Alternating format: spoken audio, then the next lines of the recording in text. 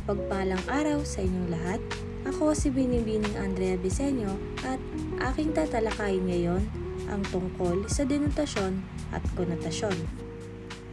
Sa talakayang ito, inaasahang may paliwanag ang denotasyon at konotasyon. Matukoy ang pagkakaiba ng denotasyon at konotasyon at makapagbigay ng halimbawa ng bawat isa. Ano nga ba ang denotasyon?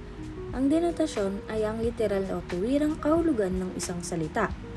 Ito ang kahulugan ng karaniwang matatagpuan sa diksyonaryo. Ibig sabihin nito ay walang halong emosyon o ibang kahulugan. Ito'y direkta lamang. Ano-ano nga ba ang halimbawa ng denotasyon? Una ay ang ahas.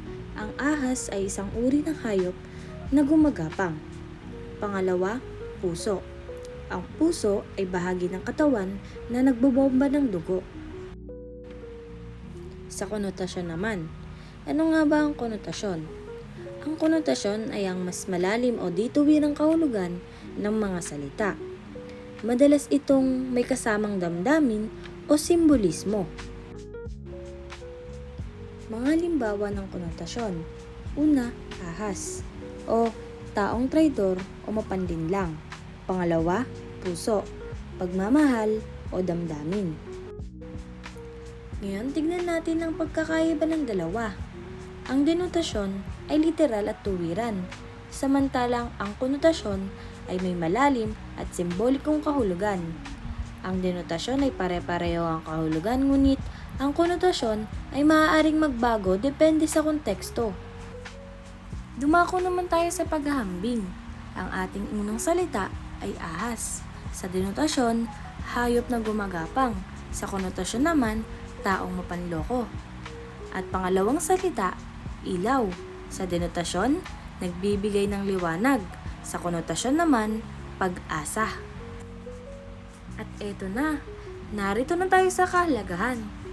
Mahalaga ang denotasyon at konotasyon dahil nakakatulong ito na mas mapalalim ang pag-unawa sa panitikan at nagbibigay kulay at emosyon sa pagsulat. Pinapaganda ang paraan ng pagpapahayag. At para naman sa konklusyon ng ating talakayan, ang denotasyon at konotasyon ay parehong mahalaga sa wika.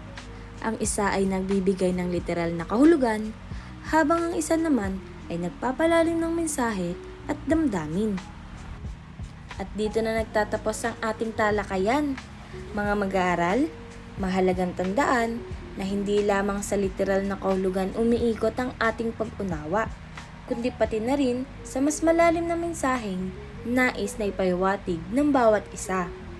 Ang mga salita ay hindi lamang binabasa, ito ay inuunawa at binibigyan ng kahulugan. Maraming salamat sa inyong pakikinig. Paalam!